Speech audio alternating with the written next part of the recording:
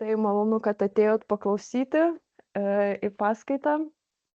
Ir manau, apie valandžiukę užtruksim pakalbėti apie dvisparnius, kur galbūt kai kurie kartais ar praleidžia per akis, ar dėl savo smulkių, kad jie labai tokie smulkus, tai būna nesusidomėjimo gal šiek tiek mažiau susilaukia, bet tikrai yra labai įdomių atstovų ir kaip jie gyvena, pasižiūrėsim ir kaip bendrai biologija bendra, sistematika ir taip pat pasistengiau atrinkti tokius įdomiausius atstovus, kurie galbūt turi kažkokius ar unikalius prisitaikymus, ar unikalų gyvenimo būdą.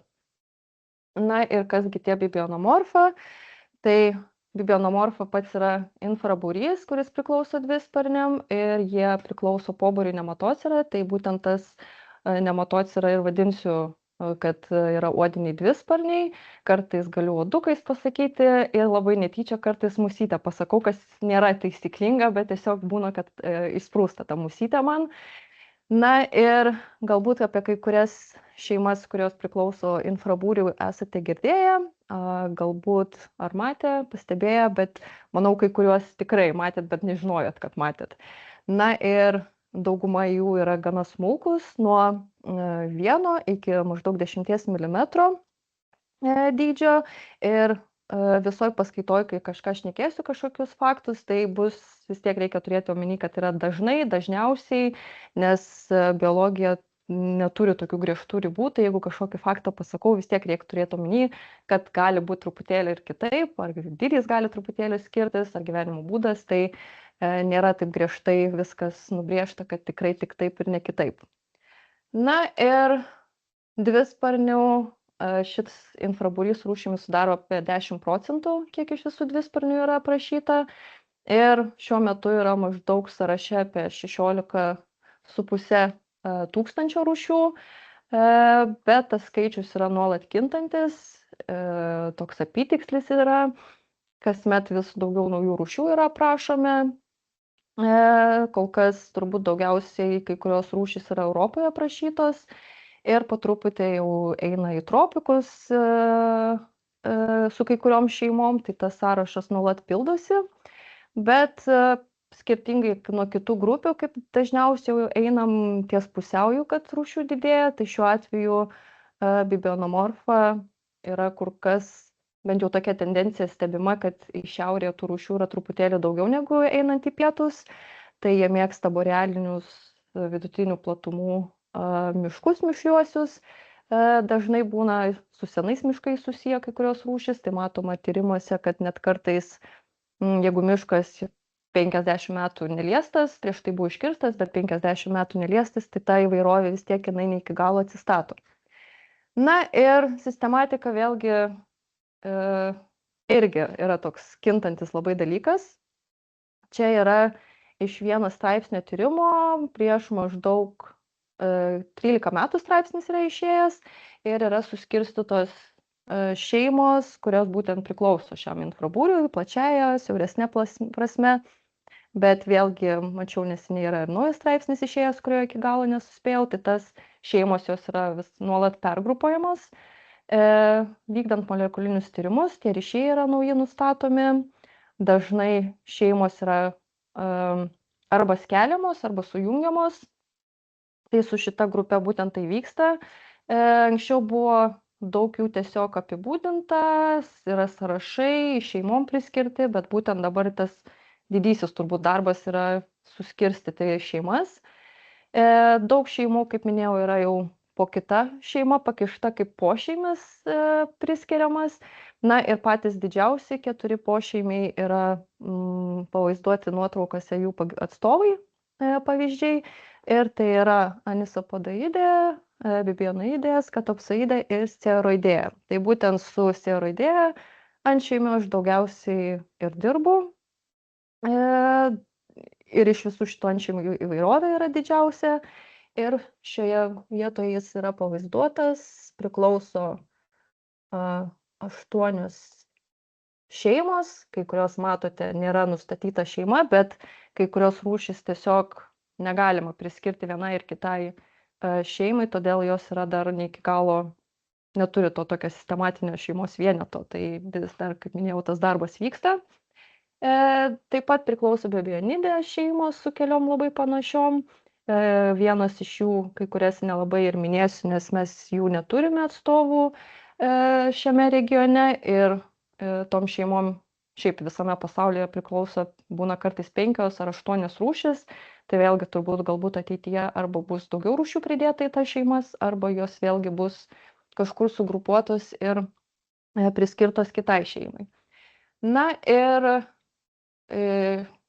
šiuo metu yra manoma ir taip sakoma, kad yra 14, kai kur matysim skaičių 16 ar dar mažiau šeimų, bet tas bendras skaičius laikomas truputėlį virš 30, nes nemažai yra dirbama su fosilinėmis rūšimis.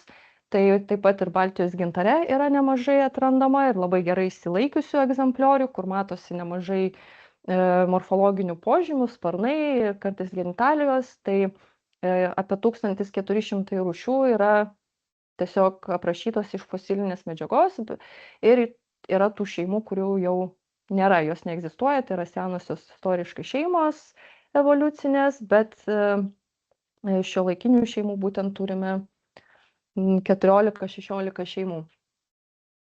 Na ir kaipgi atrodo bendrai suaugėlis, vėlgi, kaip minėjau, tai bus išsiskirs vieni nuo kitų kažkiek, bet tai yra gana smulkus vabzdžiai uodukai, nuo 1 iki 10 mm, gana gležni kai kurie, labai tokiomis ilgomis plonomis kojytėmis, būdingos antenos iš daug segmentų, tai segmentų skaičius svyruoja nuo 8 iki 16. Na ir suaugėliai, matote, čia ant piršto yra uždėtas, tai galima maždaug įsivaizduoti, kokio dydžio yra. Dažniausiai suaugėliai yra aptinkami drėgnose, pavėsingose vietose. Būtent ir tas manoma, kad išdžiūvimas, karštos vasaros, jų buveinės, kur yra, jeigu pritrūksta drėgmės, tai ta įvairovė truputėlį mažėja ir gausumas. Na ir suaugėliai dažniausiai atveju jie nesimaitina, burnos aparatas yra redukuotas, kai kurios gali nebent nektaru pasimaitinti ar augalų sultimis, kitais skysčiais, bet dažniausiai atveju suaugėliai nesimaitina. Na ir jau kai šnekame apie mitybą ir kas kuo maitinasi ir kur ieškoti, tai jau tuomet mes periname į lervinę stadiją, tai yra pagrindinė trofinė stadija. Ir jų lervutės yra bekojas, dažnai persišviečia net audiniai, kaip pavaizduota nuotraukoje, matosi visas virškinimo traktas, bet jie turi dauguma gerai gana išvystyta galva, tai matosi galvos kapsulė ir matomas graužiamasis burnos aparatas. Tai pasižiūrėsime, kur būtent tų lervučių reikėtų ieškoti. Apibūdinimas visas rūšių būtent suaugėliai yra naudojama, daugumos šeimų lervinės stadijos yra sudėtinga atskirti, jos neturi pakankamai morfologinių skirtumų, todėl dažniausiai darbas vyksta su suaugėliais, nebent jau turime ir galime užsiauginti tą lervutę, ar labai tikslioje vietoje buvo surinkta, tai tuomet yra priskiriamos rūšiai. Na ir kaip paskaitos pavadinimas nusako, tai kur mums jų reikėtų ieškoti, tai dažniausiai kažkur tarp grybų ir lapų. Tai kai miške einame grybauti, tai kažkur ten po kojomis, kur matytume nuvirtusi rastą, šakas negyvas, kamienus nupjautus, kelmus ir panašiai. Taip pat visi grybai, didžioji dauguma grybų rūšių vienaip ar kitaip yra tinkama kaip buveinė maitintis lervoms. Ir tai taip pat yra ir viršutinis dirvožemio sluoksnis, tai ten, kur kaupiasi organika.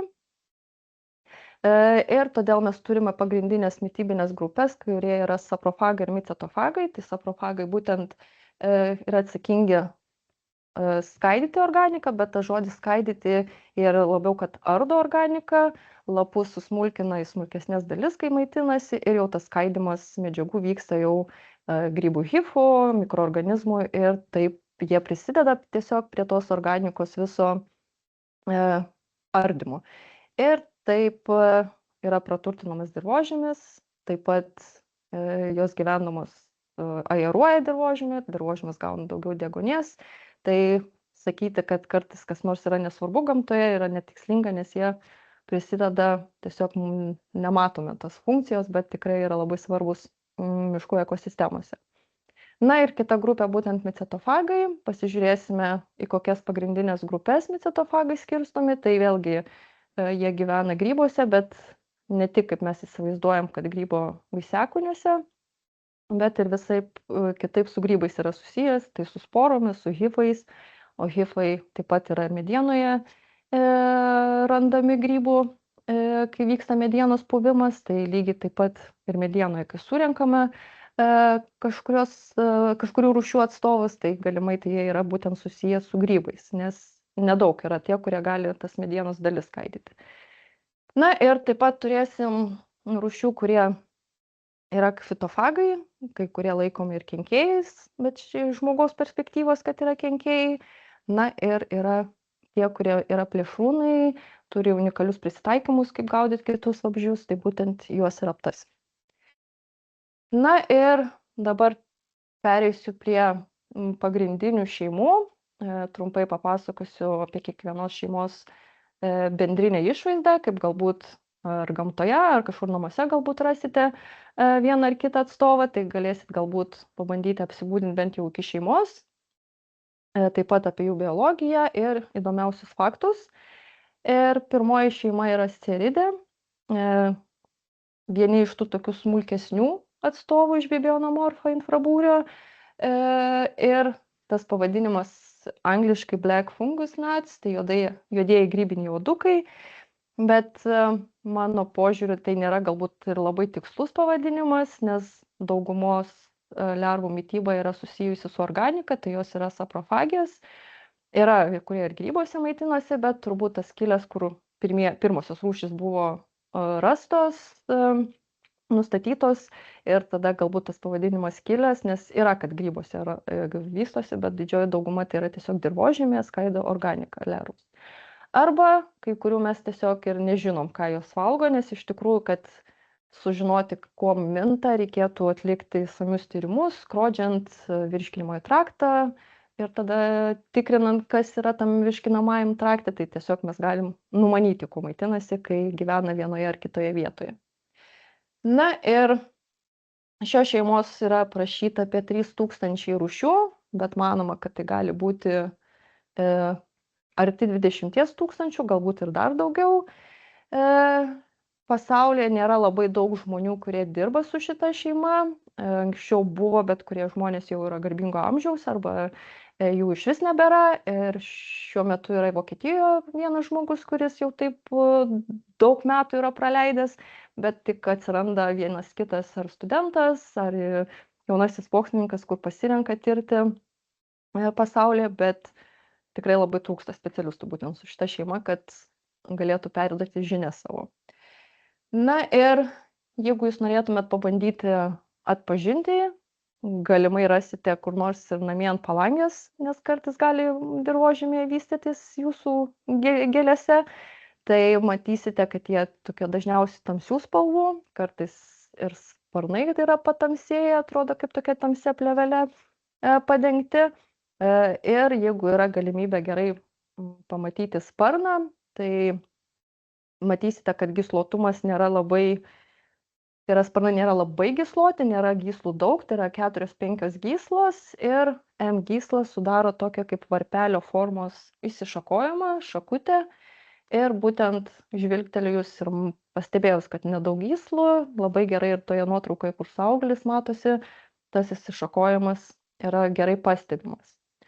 Na ir tuomet, jeigu turime galimybę mikroskopuoti ar po binokuliaru pasidėti atstovą, tai pastebėsime, kad nuo kitų grybinių uodukų skiriasi, kad jų akis gana didelės yra ir viršugalvyje jos daro kaip tiltelį, jos susijungia, tai maždaug per 3 omatidijų eiles, tai pas kitus šito nepastebėsime, bet būtent Sciaridam būdinga didžiai daugumai vėlgi. Ir taip pat viršugalvyje matysime 3 paprastasias akeles, kurios trikampiškai yra įsidėliojusios. Tai galbūt yra tekę, ar jeigu studijavo žmonės biologijoje, tai teko per praktikas rinktis, tai dažniausiai kažką, jeigu toks akivaizdžiausias steridės šeimos atstovas būtų Sciara hemerobioides. Galima jas sutikti ant salierinių augalų žiedų. Tai vienas iš tų nedaugelių, kur kaip suaugėlis dar pasimaitina, tai nektaru maitinasi ir būtent tie žiedai juos privilioja.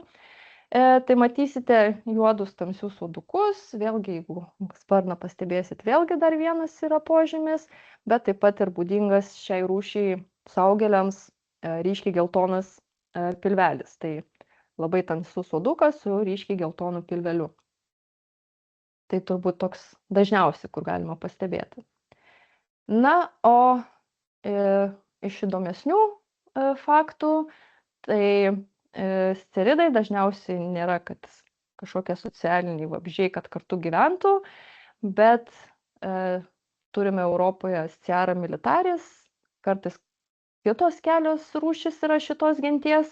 Šiaurės Amerikoje, Aliaskoje yra skirtingos Sciara genties rūšys, kurios labai panašų tą tokį judėjimo formą naudoja. Tai jie susijungia daug lervučių į vieną vietą, gali būti nuo kelių dešimčių lervų iki kelių šimtų tūkstančių net, ir sudaro tokią kaip gyvatėlę visą procesiją, eiseną, kuri yra, jos manoma, kad sulaiko ir drėgmę taip judėdamos, ir tas hipotezės kelia, kodėl, nes iki galo nėra aišku, kodėl būtent jos taip pasirenka keisti lokaciją. Tai vienas iš tų yra, kad naujus plotus galbūt užimti, kad suaugėliai, nes jie suaugėliai yra gana prasti skraidūnai, smulkus vabzdžiai dažniausiai nėra, kad didelius atstumus įveikia, tai galbūt dėl tos dispersijos naudoja šitą būdą, bet toks įtikimiausias, kad būtent pasirodyt baisesniems negu iš tikrųjų yra, nes 10 metrų tokia kaip gyvatė atrodo, tai ar paukščiams, ar kitiems, kurie galėtų maitintis lervutėmis, tiesiog išsigąsta ir palieka jas ramybėje. Tai čia tokia turbūt realiausia hipotezė būtų, nes dėl maisto buvo manoma, bet lervutės dažniausiai yra stebėtos, kad jos yra gerai pasimaitinusios. Na ir visas šitas judėjimas jau paskutinėje lervos stadijoje vyksta, kai jau juda ir tuomet formuoja lėliukę ir pereina į suaugėlio stadiją. Ir jau šitas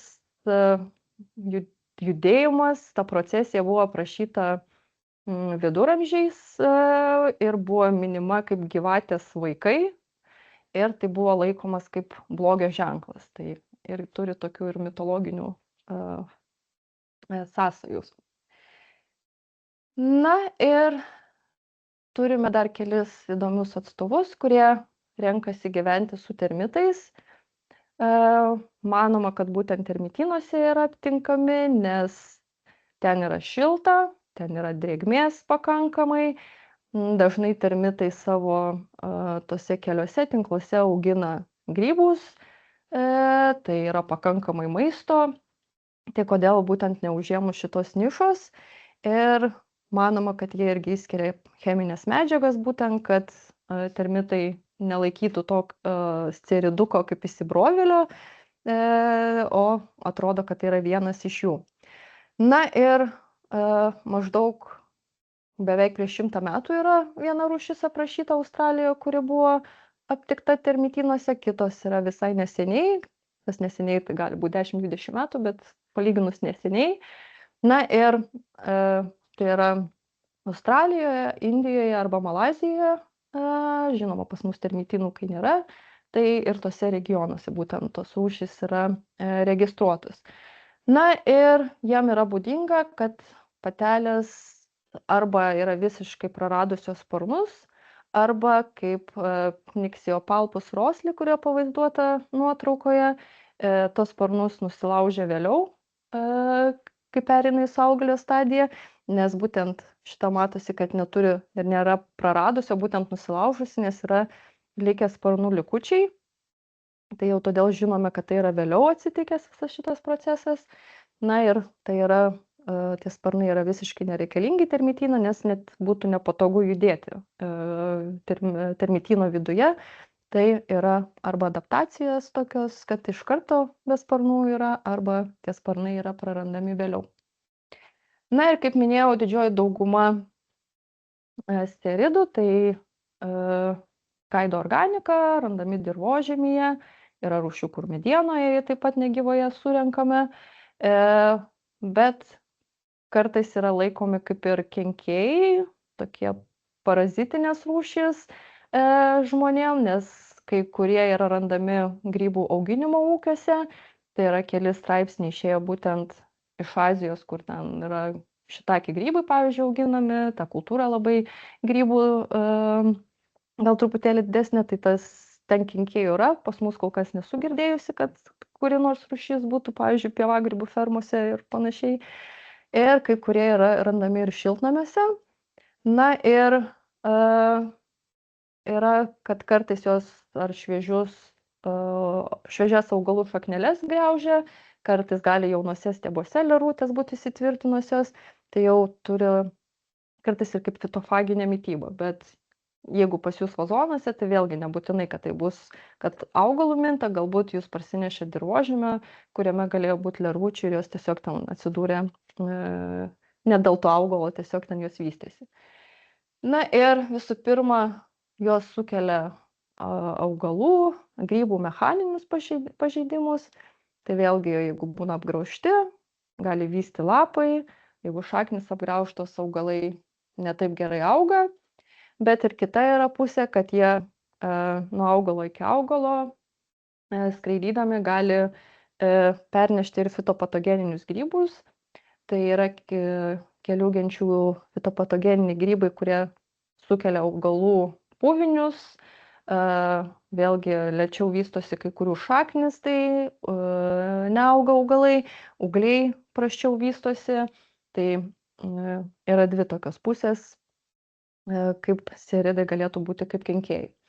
Na ir jeigu namuose pastebėsite, kad priviso šių uodukų, tai galima arba lipniomis juostelėmis galbūt išgaudyti, kad sumažinti jų populiaciją, arba tai yra dar ir ženklas, kad galbūt yra šiek tiek per daug drėgmės, nes jie mėgsta drėgmę ir reikėtų truputėlį leisti išdžiūti dirvožemių ir tuomet galėtume jų atsikratyti. Bet vėlgi, jeigu tai yra dideli ūkiai, tai gali būti kur kas didesnė ekonominė problema, negu tiesiog namuose vazonuose pas jūs.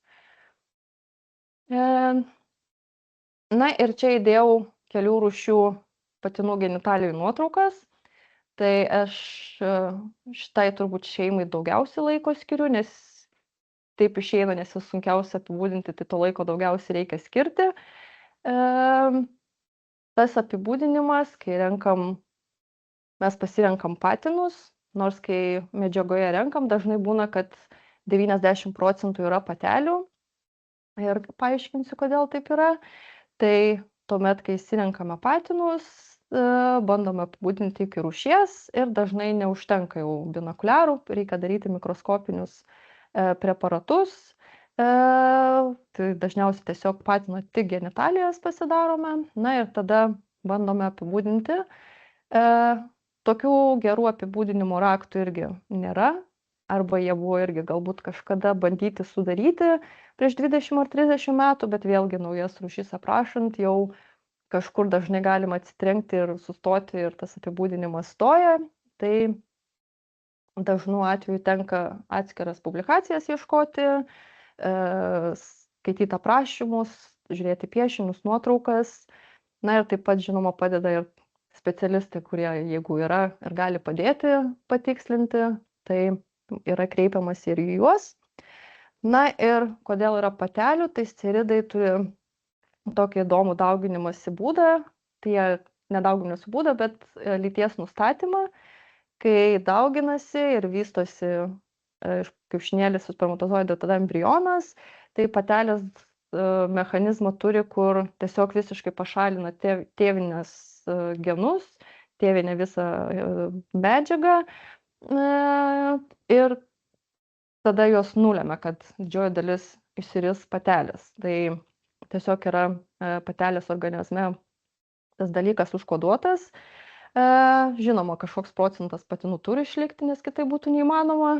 ir patiem daugintis, bet būtent manoma, kad dėl to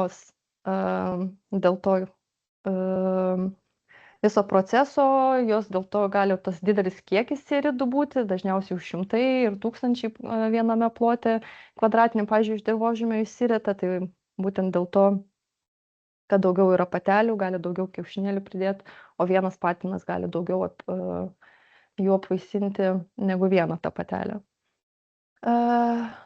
Taip.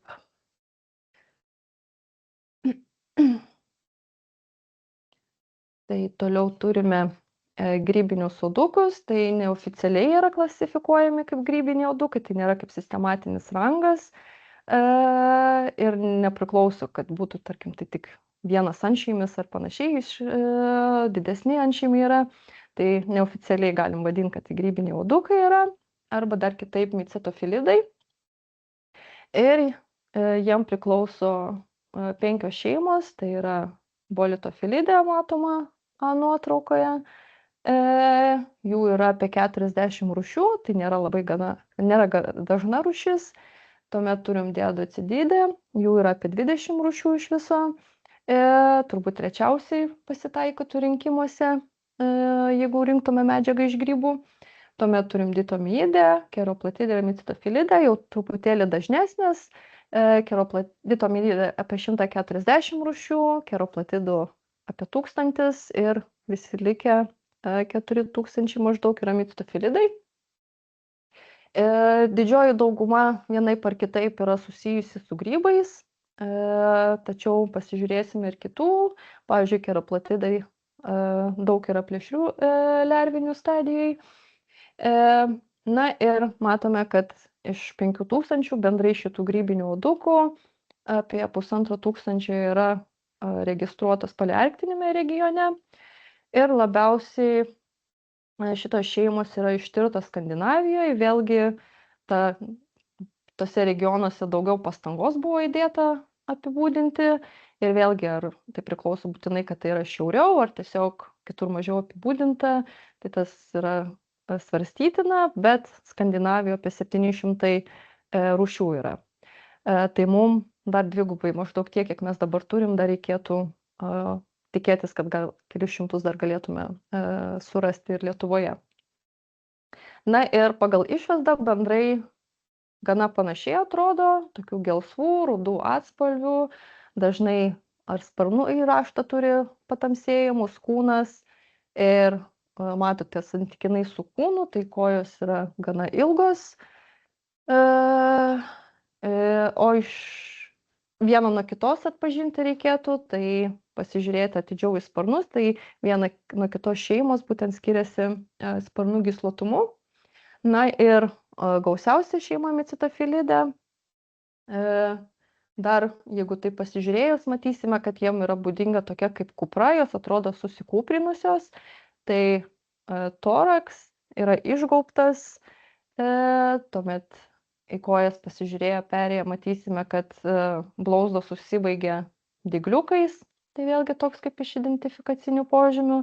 Na, o toliau jau reikėtų dirbti su raktais, bet bendrinis vaizdas uodukų, jos viena nuo kitos gana panašiai atrodo, antenos gali skirtis vienas kitą, kojos, rankos, visa kita gali skirtis, bet bendrinis vaizdas vis tiek žvilgtelėjus yra, kad atrodo, kad visos labai panašios. Na ir, kaip minėjau, tai jau šitos didžiąją daugumą rasime grybuose ir su grybais yra susiję. Tai vėlgi galbūt ir, jeigu nežinojot, kaip parsaulis atrodo, bet turbūt daug kas yra iš Lietuvoje grybavęs ir tikrai, kai sako grybai su kirmyje, tai kažkas iš šitų uodukų tai būtent galėjo būti. Na ir pavaizdavau nuotraukoje Micetofila fungorum, kaip ir pagal pavadinimą yra, kad grybinis micetofilidas lotyniškai nusakytas. Tai šios rūšies lervinės stadijos galima rasti maždaug 100 grybų rūšių. Kai kurios jos dažniau galbūt vienoje ir kitoje grybų rūšies atstovė yra randamos, bet šiaip dažniausiai nėra specializuotas vienai ir kitai rūšiai. Tai čia yra puikus to pavyzdys. Na ir pagal ten, kur lervinės stadijos randamos, yra labai geras straipsnis, kuris bandė būtent susisteminti visą informaciją. Tai ten yra paminėta tikrai nemažai grybinių uodukų rūšių ir jos buvo sistemintos pagal tai, kokiuose grybuose buvo rastas, kurios tikėtina, kad rasis, ar nebūtinai grybuose. Ir tiesiog labai toks išsamus review, kur viskas buvo susisteminta labai patogiai, kad ta medžiaga galbūt tas rūšis susiskirstyti mums. Na ir straipsnėje yra minima, kad tos lervinės stadijos renkasi 5 pagrindinės mikrobuveinės. Tai mikrobuveinė, jeigu turime didelį kažkokį plotą, ten mediena, grybai, dirvožemis, kaip nuotraukoje prieš tai matėm, tai kaip pavyzdžiui, tas visas pasaulis, tas mikrobuveinė kartais yra tiesiog mažas vienas grybukas. Na ir didžioji dauguma grybinių uodų, tai būtent pirmai grupiai priklauso, kurie yra randami grybų vaisiakūniuose. Tai pačiame viduje, kaip ir nuotraukoje parodyta, lervutės maitinasi grybais ir šitai priklauso būtent iš tų šeimų didžioji rūšių dalis. Tuomet turime antrąją grupę, kuri priklauso, kur ne pačiame vaisiakūnyje lervutės gyvena, o jos dažniausiai randamos ant grybų paviršiaus. Dažnai tai yra kempiniečiai grybai, kartais po jų kepurėle yra prisitvirtinę, dažnai turi gleivinius tinklus ir tais tinklais po grybais tiesiog renka sporas ir maitinasi sporomis. Tuomet dar turime trečiąją grupę, jiem priklauso jau, kur negyvoje medienoje yra randami atstovai ir negyvoje medienoje maitinasi grybų hifais, bent jau taip manoma, kad grybų hifais maitinasi. Turime ketvirtą grupę, kur yra plėšriosios, tai labai panašiai kaip antroji grupė, kur buvo tinklai audžiami ir gaudomos sporos. Tai yra ir plėšrieji atstovai, plėšrios lervos, kurios tos tinklus naudoja gaudyti ir smulkesnius bestuburius. Ir tuomet turim penktąją grupę, kur netiko į kitas grupės. Jos gali būti iš pirmo žvilgsnio mažiau susijusios su grybais. Tai yra keletas rūšių, kur buvo žinduolių urvuose aptiktos, kai kurios paukščių lizduose, samanuose. Tai kartais atrodo, kad galbūt nesusiję, bet manoma, kad vis tiek tose mikrobuveinėse, lizduose ar urvuose yra pelėsis, tai manoma, kad tai būtent tas pelėsis galėtų būti pagrindinė jų mitybos dalis. Na ir tie, kurie negyvena vaisiakūnyje grybų, kartais tenka apsisaugoti, jeigu tu gyveni ar ant medienos paviršiaus, ar ant grybų vaisiakūnio. Tai yra kelios gentis, kurios prisitaikė būtent tai apsaugą susikūrė patys. Ir yra pavaizduota epicipta ir fronija genties atstovai. Tai pirmoji lervutė iš savo išmatų ant kūno paviršiaus kartu su gleivėmis susilipdo tokį kaip namuką ir būtent ir tas gleivingas sluoksnis ir dydis apsaugo, kad jos nepastebėtų, kad tai yra kažkokia lervutė ir vėlgi nekristų į akis, kad paukščiams. Ir taip pat tas gleivingas sluoksnis manoma, kad irgi padeda nuo išdžiūvimo. Na ir fronija, tai kartu renkasi ne tik išmatas savo, bet ir iš aplinkos įvairias šiukšlėles. Tai jeigu gyvena ant kokio kelmo, kamieno medžio, tai susirenka įvairias atplaišas ir tuomet susilipdo tokį kūgio formos namelį. Ir vėlgi, kai ta lervutė visiškai nejuda, visiškai yra nepastebima, bet tada jau kai pradeda ropoti, tai matome, kad kažkas tenais yra. Tai vėlgi, abi yra skirtos apsisaugoti. Tai yra reikalinga, kai jau truputėlį atviriau gyveni. Na ir tai buvo tokios pagrindinės grupės iš grybų, bet turime, kaip minėjau, ir plėšrių atstovų. Tai plėšrios yra keroplatidės šeimos lervutės, jom yra būdingas specializuotas burnos aparatas ir turi seilių liaukas, kur gamina baltymą ir tada tuo burnos aparatu, mato tokios kaip šukos, tą baltymą įskleidžia, jis ore sustingsta, sukietėja, sutvirtėja ir tampa toks gleivingas ir tuomet aplink save tokia arba kaip kokonas susikuria, arba jeigu po kempiniečių kokių gyvena, atrodo kaip būtų prašliaužęs, kartais ir moliuskas atrodo tokios kaip gleivės kabančios po grybais, tai vienos iš jų gali būti, kad sporas irgi gaudo, bet didžioji dauguma yra būtent plėšrios ir naudoja tos tinklus gaudyti smulkius bestuburius. Ir yra būdinga, kad taip pat jos gali ant tų tinklų tokius lašelius pasikabinti ir lašeliuose yra oksalo rūgšties. Tai vėlgi tiek mitybai, tiek gynybai naudojamas mechanizmas, tai rūgštis paralyžiuoja nervų sistemą smulkesnių bestuburių, taip pat tas chitininis apvalkalas pradeda irti, tai tas vabzdys sulėtėja ir tampa lengvas grobis šitai lervai. Arba taip pat ir nuo plėšrūnų atbaido, nes vėlgi stambesni, ar ten voragyviai stambesni, kiti vabzdžiai, tai jau nesirenka lipti šitą tinklą, jeigu norėtų tos lervutės pasigauti. Na ir čia yra graži nuotrauka pavaizduota, būtent matote to kaip tiesiog gleivingas sluoksnis, tai galbūt kažkada ir galėjot numanyti, kad ten yra, bet gal galima sumaišyti, kad kaip ir moliuskas kažkoks ten sraigė prašliaužė. Na ir matote, jau vėliau pavaizduotas pseudoskorpionas nebejuda ir lerva gijomis bando jį prisitraukti, pati prieina ir tuomet maitinasi smulkesniais bestuburiais. Na ir šita grupė dar unikali, nes kai kurios jos gali šviesti tamsoje, tai mes jau žinome, kad jonvabaliai šviečia, tas luciferinas yra truputėlį kitoks negu jonvabalių, bet tas mechanizmas vis tiek yra panašus. Na ir Europoje yra 3 keroplatidė šeimos rūšys. Pirmasis 2 gana dažnai galime aptikti, trečioji šiek tiek rečiau. Ir tas švytėjimas nuotraukoje kaip ir labai gerai matosi, bet tai yra su išlaikymu nuotrauka daryta. Tas švytėjimas nėra jis labai ryškus gamtoje, tai manau plika akim gana sunku išvelgti. Ir tas švytėjimas būtent šių rūšių, kai lervutė yra riebalinis kūnas, tai ta šviesa atsispindi per visą tą kūną, yra įskaidoma ir taip yra priviliojami irgi kažkokie vabzdžiai smulkesni į šviesą skristi. Ir jeigu reikia, kyla pavojus, tai gali trumpam irgi tą švytėjimą susimažinti.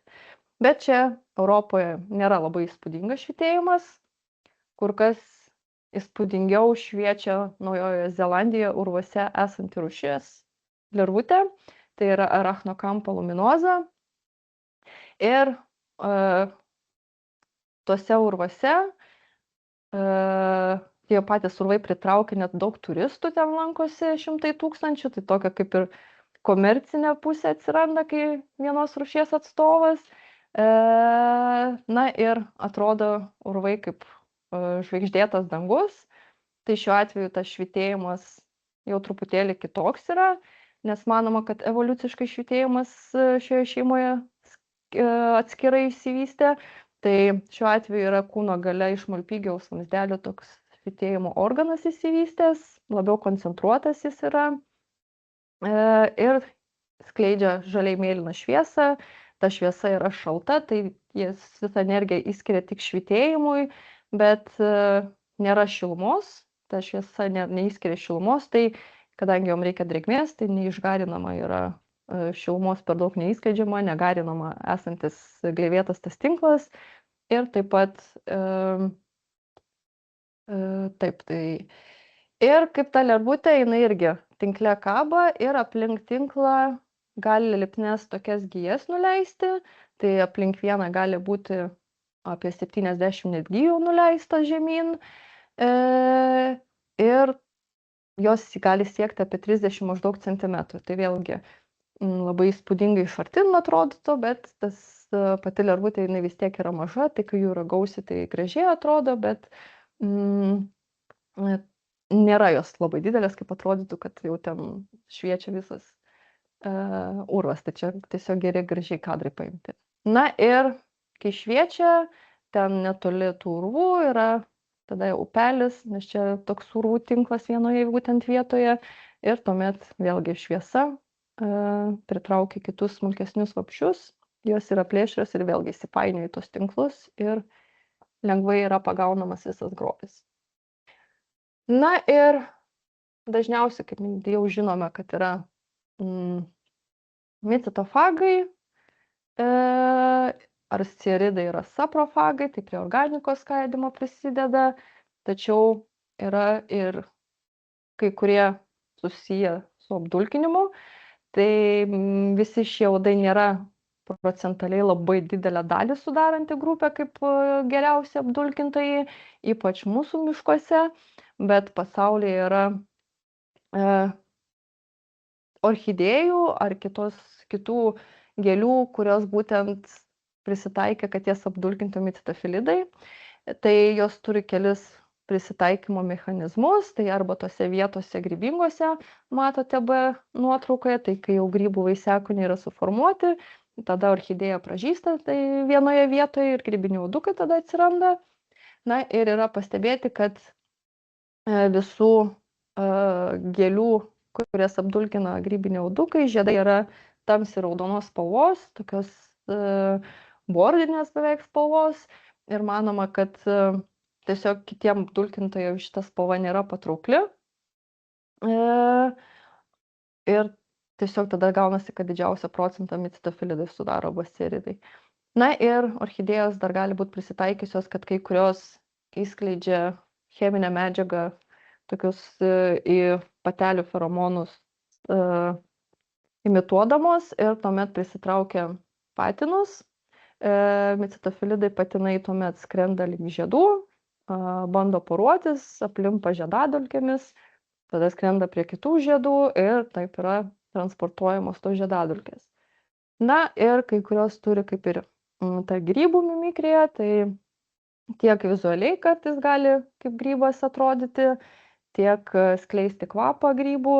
Tai vėlgi yra vienas iš būdų, kaip prisivilioja, ar sudėti kiaušinėlius, ar būtent pasidauginti atskrenta. Tai yra, galima sakyti, tos gėlės apgaulės būdu gauna taip, kad micetofilidai jas apdulkintų. Bet kaip minėjau, tai nėra mūsų regione kaip tų pagrindinių jų funkcijų, kad mūsų būtent augalai būtų apdulkinti. Turime šeimą Bibionidė, tai Bibionomorfa, būtent iš šitos šeimos pavadinimas. Jo truputėlį išoriškai kitokie uodukai, angliškai vadina March flies, tai kaip ir kovo musės, nes maždaug kovo balandžio mėnesį kai kurių rūšių būna masinis įsiritimas ir didelis kiekis jų surenkamas. Tai iš viso yra apie 1000 rūšių. Na ir priešingai nei prieš tai matyti, jau jie yra truputėlį labiau chitinizuoti, kartais ir stambesni, net gal ir iki 2 cm kai kurie atstovai gali būti. Na ir iš išvaizdos matome, kad jau turi kur kas trumpesnės antenas, nors vėlgi jos yra iš daug segmentų, tiesiog jos yra labai sutrumpėjusios. Tai gali kartais išoriškai priminti kaip brachycera priklausančias tikrosiom musėm, bet vis tik priklauso uodiniam dvisparniam. Na ir jam yra būdingas dimorfizmas lytinis, tai patinus ir pateles galima išoriškai gerai atskirti. Tai čia nuotraukose būtent matote galvos sritį, tai pas pateles galva yra kur kas smulkesnė negu pas patiną, taip pat ir akis pas patiną yra stambesnis ir didesnis, tai jos yra vadinamos holoptinėmis, nes viršuje jos tokios didelės, kad susilieja, o patelių yra dichoptinės, mažesnės, atskirtos, tai iš karto galime pasakyti, kur yra patinas ar patelė. Ir taip pat patinam yra būdingas taip vadinamas 4 akių regėjimas. Šioje nuotraukoje irgi, jeigu pastebėsite, tai viršuje yra dvi didelės akys, jos yra skirtos, kai jie skrenda, ir virš jų yra patelės, tai labai gerai gali nustatyti, kur jos yra prieš mėlyną dangų, tai būtent patelių ieškojimui labiau. Na, o apačioje yra kur kas mažesnės akytės ir jau yra orientuotos žemyn ir padeda aplinkoje orientuotis ir nustatyti, kur jie yra. Na ir pagal pavadinimus, kaip ir March Flies, kad kovo mėnesį, labai dažnai jos buvo vadinamos nuo tada, kada pasirodo, nes dažniausiu atveju jos labai masiškai kažkur atsiranda. Ir viena iš jų būtų Bibio Marsi, tai Švento Morkaus uodukas, tai maždaug aplink Švento Morkaus dieną, kuri yra balandžio 25, jos įsirita. Ir taip pat Dilofus febrilis, tai karščio uodukai, tas febrilis žodis būtent su karščiu susijęs. Ir pasirodo, kai jau prieš pat karščius, tai vėlgi pagal tai, kada įsirita, buvo pavadinti. Ir Lietuvoje turime kaip ir 3 gentis, bet Pentetrijos genties turime vieną atstovą kol kas registruotą ir dažniausių atveju mes aptiksime arba Dilofus, arba Bibio genties atstovus. Na ir pagal nuotrauką, jeigu ne raudonos kojos, tai turbūt vos kad neidentiškai atrodytų. Tai kartais gali būti, kad spalviškai kažkokia raudonumas matomas, bet jeigu gentis greitai atskirti, tai reikėtų pasižiūrėti jų priekinės kojas.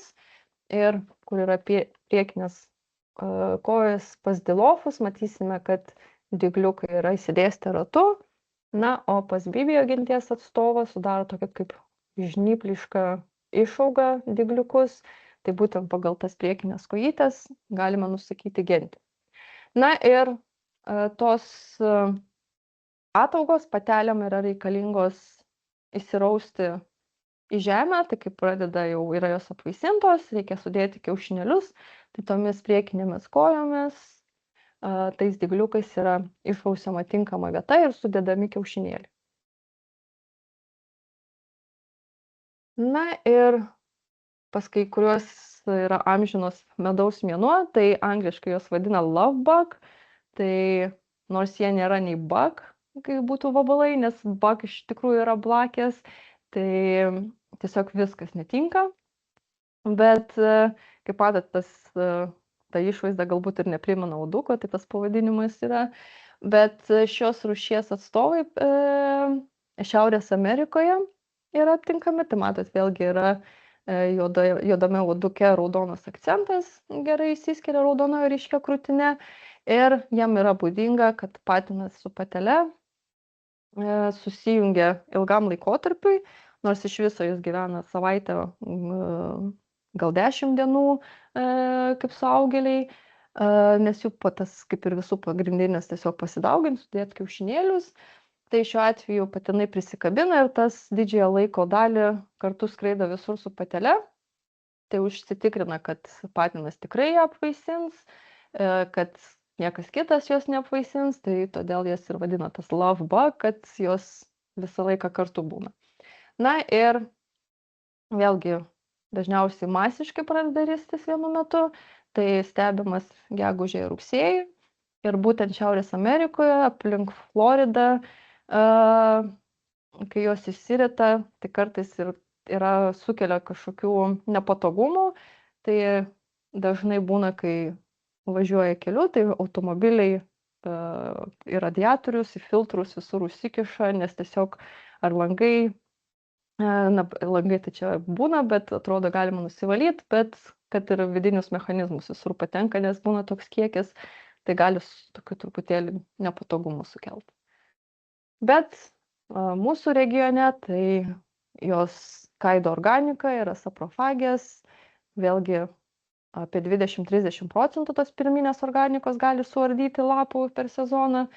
Tai tikrai labai svarbus mūsų dirvodaros procesuose. Na, apie kitas šeimas šiek tiek trumpiau, tik paminėti, kaip atrodo, nes neturi labai daug įspūdingų faktų, labai paprastai gyvena. Tai yra šeima Anisopodidė ir Scatopsidė. Tai Anisopodidė lietuviškai langiniais uodais vadinami. Dažnai aplink langus galima pastebėti beskraidžiojančius, bet angliškai woodgnats, tai ir medienoje aptinkamos, tai jos visur randamos, kur yra organikos, yra saprofagės lervutės, tai jeigu yra komposto galbūt dėžės ar fermentuojasi kažkur vaisių sultis, medžio sultis, yra mėšlo ir panašiai, kartais net kanalizacijoje aptinkamos, tai tikrai daugelį buveinių galima aptikti. Na ir rūšių nėra labai daug. Mūsų regionuose apie 10-15 lyg ir, jei neklysiu, rūšių galime aptikti. Ir žvilgtelėjus galbūt padėtų atpažinti šeimos atstovus, kad būdingi labai margi sparnai, tai daugiau kažkokių išorinių požymių padedančių neturime. Na ir šeima Scatopsidė taip pat yra saprofagės, vėlgi pūvančia organika maitinasi. Gali būti mėšle randami, net kartais lervutės ir dvėselenoje aptinkamos. Jos yra dar gali būti smulkesnės, net ir 1 milimetro nesiekti kai kurie atstovai. Na ir pradžioje padeda atpažinti tai sparnų gyslotumas, tai jau matome, kad nematocera yra, antenos iš daug segmentų. Na ir sparnai tuomet mums nurodo, nes pirmos gyslos yra stipriai chitinizuotos, išryškintos, o kitos kelios gyslos yra vos pastebimos. Tai kartais pasiseka irgi aptikti, bet jau iki rūšies truputėlį su tokiais smulkiais atstovais visą laiką yra jau sunkiau. Apie šeimą Cicidomidę galvoju arba nepaminėti, arba galvoju galbūt trumpai paminėsiu. Kai pati dirbu su šituo infrabūriu, tai tada rašau išskyrus Cicidomidę, nes net nelendu į šitą šeimą, nes tai yra atskira dar sritis atsiranda, labai sudėtinga. Tai aš jau pasiėmus ceridus kaip tokia sudėtinga, tai jau Cicidomidus kitiem leisiu. Irgi dėl tų morfologinių skirtumų trūkumo, jų labai gležni, labai smulkus, visa didžioji dauguma yra nuo 1 iki 3 mm dydžio.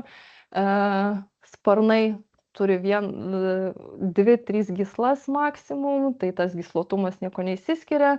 Genitalijas irgi patinų galima daryti, bet kiek irgi pirmais metais, kai tik galvojau, kad būdinti, pasižiūrėjau, kad tikrai ten sudėtinga ir specialistai irgi sakė, kad tikrai iš nuotraukų nieko nepadėsiu, tai dažnu atveju jos yra priskiriama ir jeigu dažniausiai problema kažkokia yra, tai pagal augalą, ant kurio randamos yra rūšis priskiriama, tai daug jų yra fitofagai ir būtent lervinės stadijos, kai sudeda kiaušinėlius, jos augaluose minta augalo dalimis, aplink išvešėja augalo audiniai ir susidaro tokie kaip galai ir būtent tose galuose yra lervutė. Na ir tada tas apibūdinimas dažniausiai yra kažkokią augalą pasiemam, turim problemą ir žinome, kad na, tai turbūt čia šita rūšis jau yra priskirta, žinom augalą, žinom galo formą, bet tas augalį, jeigu kažkur aplinkoje surenkam, tai jau truputėlį yra problemų.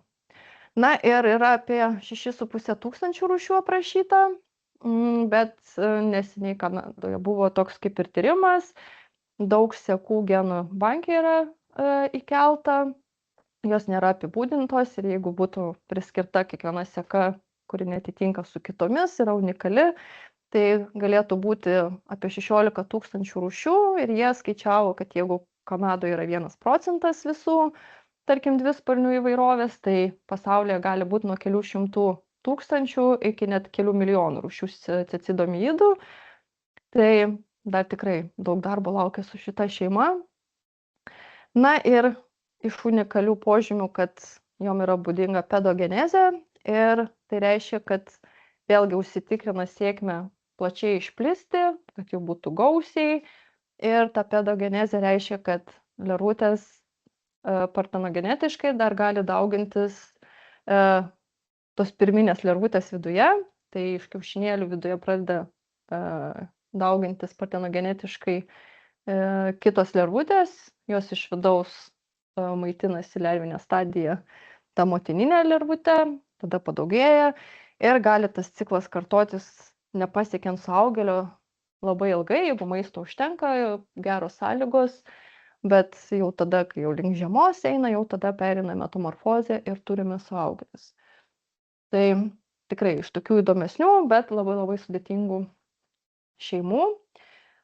Na ir ne visi vėlgi yra blogi ir sukelia daug problemų, kad tau augalus žaloja ir derlius visas žūsta, bet yra visą laiko ir gėrio, tai yra kai kurios rūšys, kurios gali būti naudojamos kaip tik apsaugoti derlių, tai naudojama kaip biologinė kontrolė šiltnamiuose.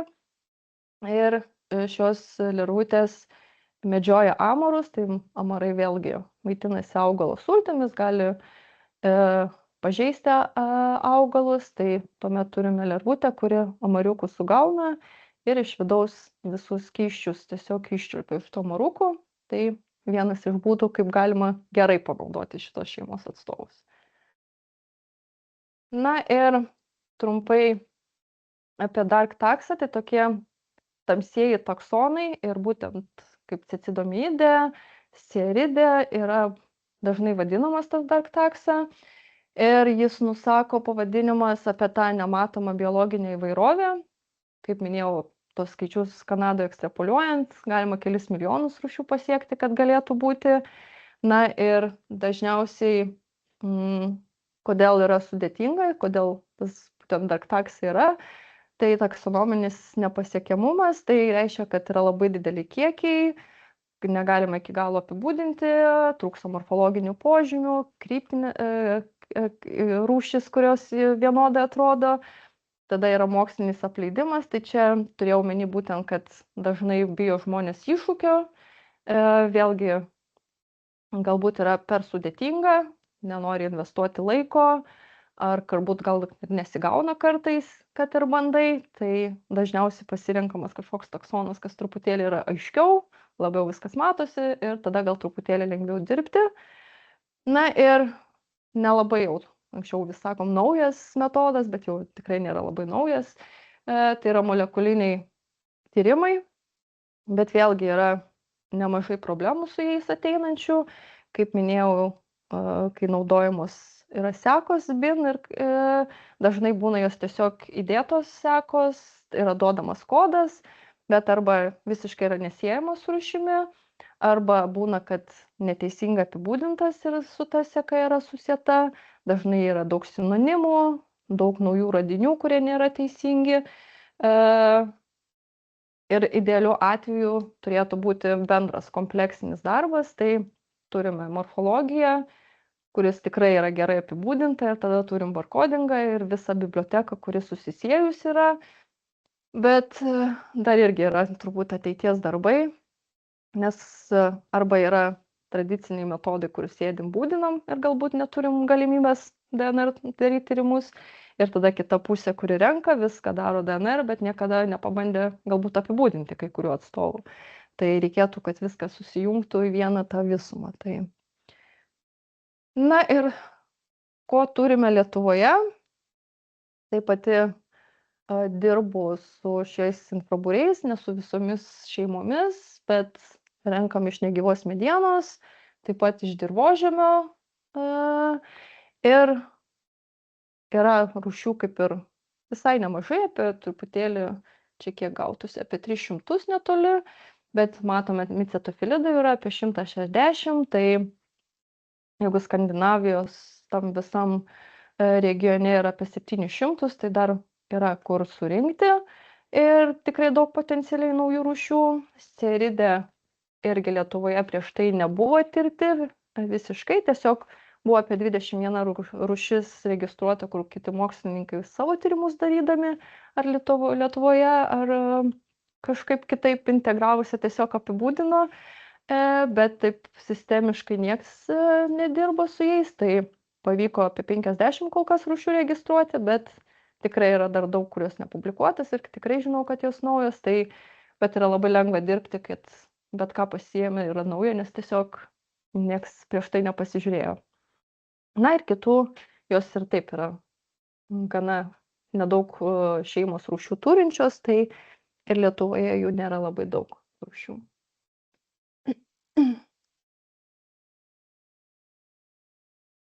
Na ir apibendrinimui, tą bendrą visą sudėti informaciją, tai kaip minėjau, kad yra didžioji rūšių dauguma aptinkama borealiniuose ir vidutinių platumų miškuose ir tokia tendencija stebima, kad link tropikų ta įvairovė mažėja. Taip pat yra labai didelė įvairovė, šiam infrabūriui apie 17 arti tūkstančių priklauso ir potencialiai yra daug daugiau. Tuomet turime ekologinę svarbą, tai svarbus organikos ardytojai, svarbi maisto grandinės dalis yra. Taip pat yra didelė prisitaikymo įvairovė, tai matome, kad tai gali būti nuo gleivėtų tinklų, kiti iki bioluminescencijos, kai kurie net tą socialinį truputėlį elgesį turi. Tai vėlgi gana sena grupė ir prisitaikė prie vis tiek panašių vietų gyventi, tai vis tiek yra drėgmė, ar organikos, ar grybų daug, bet gali truputėlį tą mitybą įvairuoti ir gyvenimo būdas. Na ir yra, kaip jau neseniai minėjau, daug iššūkių, tai sudėtinga labai identifikacija, mažai morfologinių skirtumų, na ir reikės ateityje viską integruoti į bendras tokias bibliotekas, manau. Ir turime ir praktinės reikšmės, tai kad nors ir nedaug, bet kai kurie yra svarbus apdulkintojai, na ir yra kai kurie laikomi žemės ūkio ar šiltnamio kenkėjais, bet vėlgi tai yra iš mūsų perspektyvos, jie tiesiog labai tinkamas tas augalas buvo jiem gyventi ir ta tik mums daro žalą, bet iš tikrųjų jie tiesiog gyvena tenai. Tai turbūt tiek. Ačiū jums. Nebent dar klausimų, kad turi. Ar esat kada nors matę bibiomamą?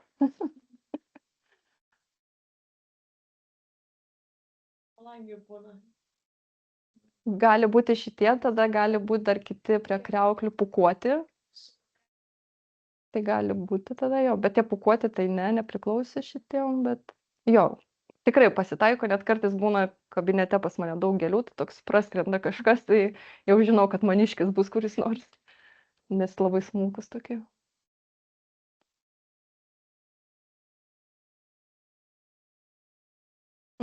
Taip, tai aš pradėjau, kad labiau man mediena patiko, tada galvoju, kad tą medieną, galvoju gal grybus, bet nežinau, kažkaip gavosi su vabzdžiais, tiesiog palaipsniui.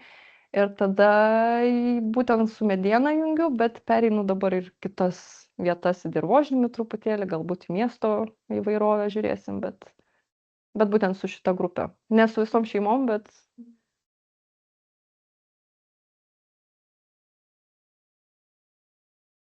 turbūt irgi kažkokia meilė, kuri negali paaiškinti, nes kartais būna kažkas miela ir kažkas nemiela pasižiūrėjus, tai man atrodo su šita taip pat.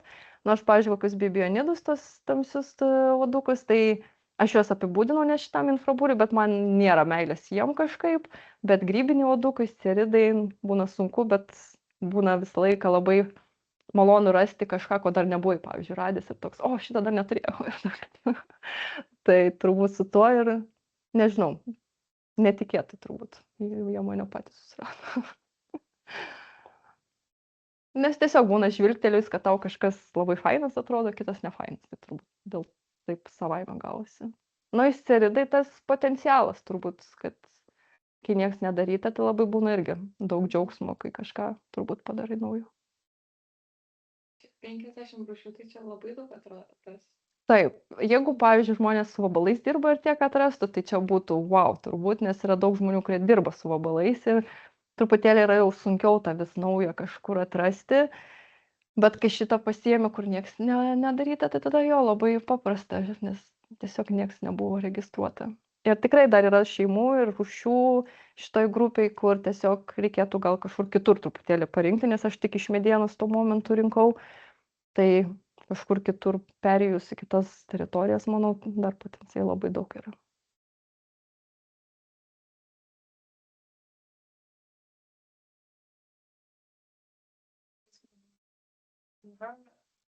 puodelių rūšių, kurios būtent mistų, nu, yra kaip galima pasakyti, puodeliai specialistai, kurie mistų, pavyzdžiui, tik tais konkrečia grybų rūšiam arba galbūt irgi ta pačia gal grupė tiesiog.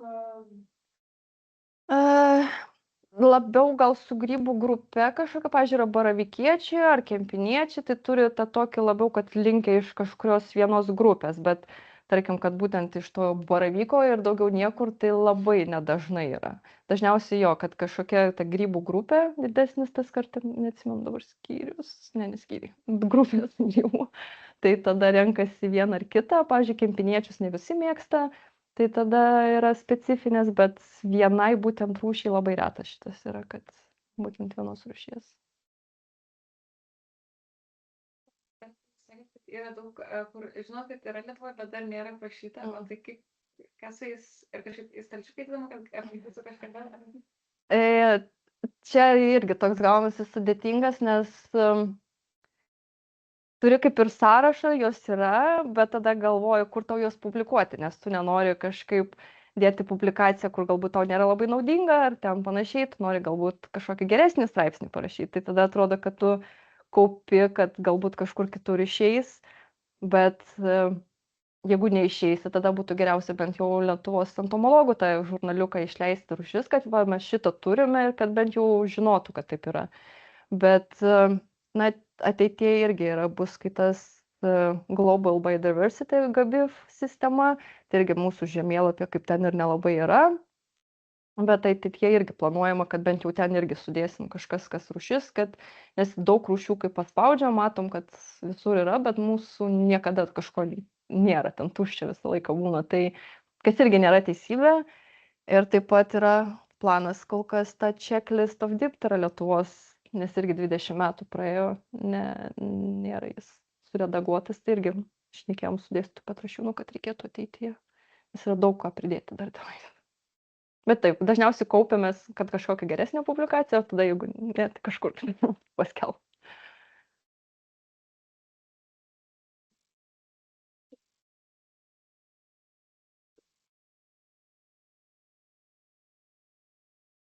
Kitas suranda. Signalų Vienas kitą. Dažniausiai vis tiek į tą plotą būna jų daug ir kai jos keliauja daug, tai tada ir gaunasi, kad ten daug jų suaugėlių kažkur skrenda, tada vėl kiaušinių daug, tada jų vėl daug, nu, nebūna. Aišku, jų yra, kad ir po vieną kažkur, tai nėra, kad būtinai visos, bet būna, kad iš vieno ploto jos, kadangi vienoje vietoje tada leliukės susidaro, vienoje vietoje daug suaugėlių skraido ir tada gaunasi, kad taip tada ir iš karto ir lervučių vėl vienoje vietoje daug atsiranda.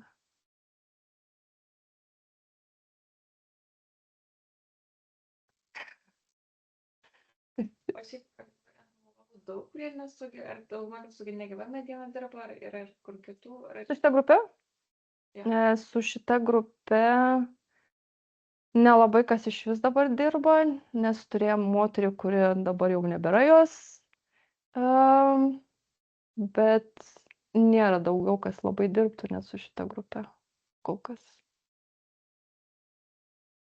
Nes buvo, tikrai mitofilidai tikrai buvo moteris, kuri dirbo gamtos tyrimų centre, bet visos kitos grupės ne.